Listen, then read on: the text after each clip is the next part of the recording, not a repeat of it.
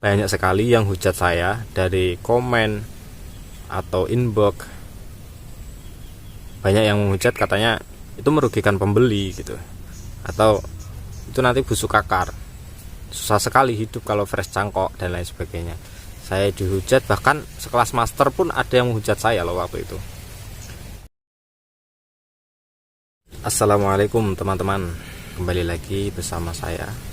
Bagaimana kita merawat anggur, dalam hal ini fresh cangkok yang baru kita beli, fresh, namanya fresh, baru dipotong dari cangkokannya, dari pohonnya. Oke, sebelum itu saya mau cerita flashback 2019 lalu. 2019 itu saya awal nyangkok anggur. Jadi satu pohon saya cangkok sebanyak 200-an cangkok. Pohon usia 6 bulanan, saya cangkok 200 cangkok. Lalu saya jual waktu itu kan. Saya jual. Waktu itu masih gak lazim jual cangkokan anggur, itu masih gak lazim. Maka banyak sekali yang hujat saya dari komen atau inbox. Banyak yang menghujat katanya itu merugikan pembeli gitu, atau itu nanti busuk akar, susah sekali hidup kalau fresh cangkok dan lain sebagainya. Saya dihujat, bahkan sekelas master pun ada yang menghujat saya loh waktu itu. Ya saya katakan, ya kalau busuk akar atau mati di tempat pasti saya gantilah.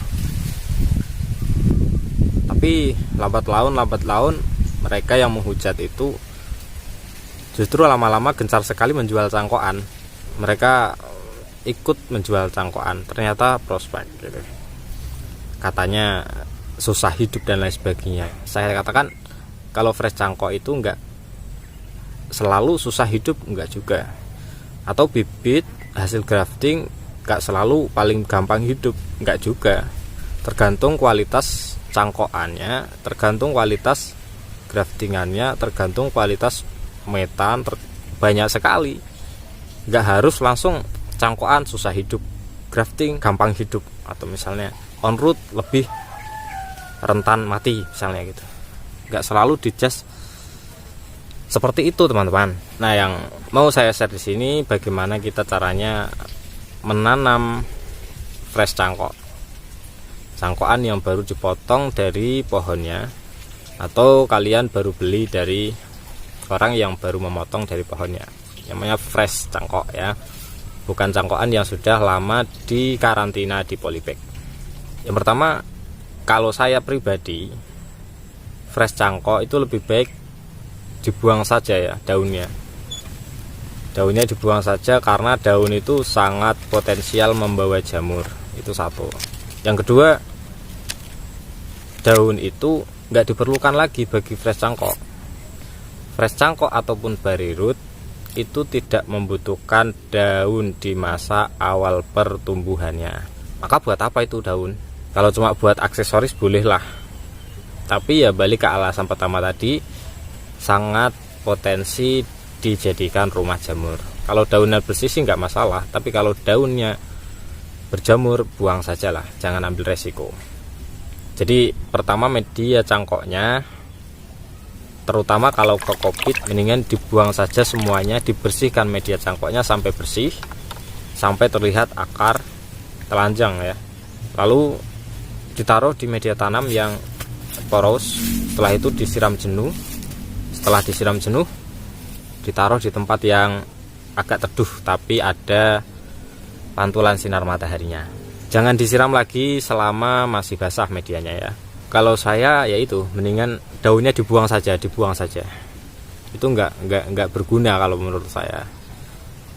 Tapi pembeli di saya kadang ada yang meminta daunnya jangan dipreteli mas. Ya nggak apa-apa, tetap saya sisakan. Tetap tidak saya preteli sesuai permintaan pembeli. Meski begitu saya edukasi kalau daun itu enggak berguna dan potensi dibuat hinggap jamur seperti itu. Lalu cangkokan yang seperti apa yang bisa yang sudah layak untuk dipanen? Cangkokan seperti apa yang layak untuk dipanen? Kalau menurut saya pribadi, itu cangkokan yang akarnya sudah tumbuh tapi tidak terlalu tua. Jadi akar, katakanlah saya sering bilang akar ketiga gitu ya. Jadi ada 3 cabang atau akar kedua, akar 2 cabang itu sudah cukup untuk dipanen. Bahkan saya akar pertama saja sudah saya panen biasanya. Saya panen. Yang penting dalam masa pertumbuhan akar kalau saya ya. Yang penting sudah keluar akarnya pertumbuhannya bagus ya sudah.